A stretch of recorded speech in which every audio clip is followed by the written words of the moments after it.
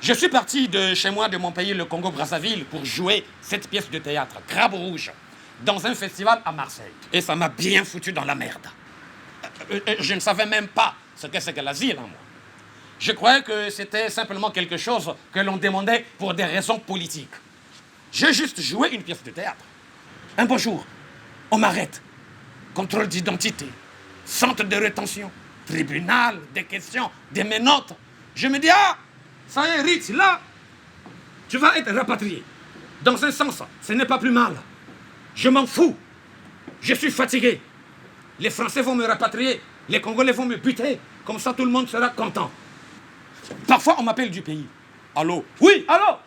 Richard, on a besoin d'argent. Mais moi, je n'ai pas d'argent, je ne travaille pas. D'accord, mais envoie d'abord 700 €.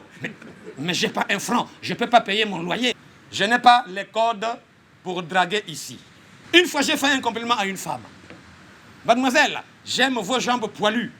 Et elle m'a pris pour un pervers. Et puis, ta magie, le mari de ma tante, il nous parlait toujours de la Lorraine. Il avait été là-bas, à Nancy. Bansabangay Richard Ngel Wetibidaki. Toi là en Lorraine, tu te promènes en tongue, mais tu vas geler. On racontait qu'il y avait un homme à cette époque, le soir, pour faire peur aux enfants qui n'écoutaient pas les conseils de leurs parents et aux parents qui n'écoutaient pas les conseils du gouvernement. Il y avait un homme. Cet homme était Bob Denard, un salopard de mercenaires français impliqué dans de nombreux coups d'État. Boîte de vitesse, hein? Embrouillage, hein? Angle mort, hein? Rétrogradé, hein? Attention, monsieur, si vous regardez encore la boîte de vitesse, je vous coupe la main.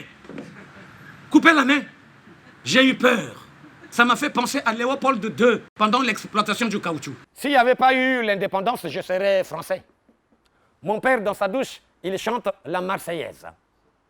Chez nous, quand un bébé naît, son père et sa mère lui parlent français avant même qu'il aille à l'école.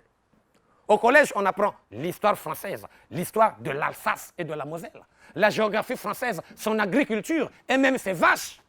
Et vous,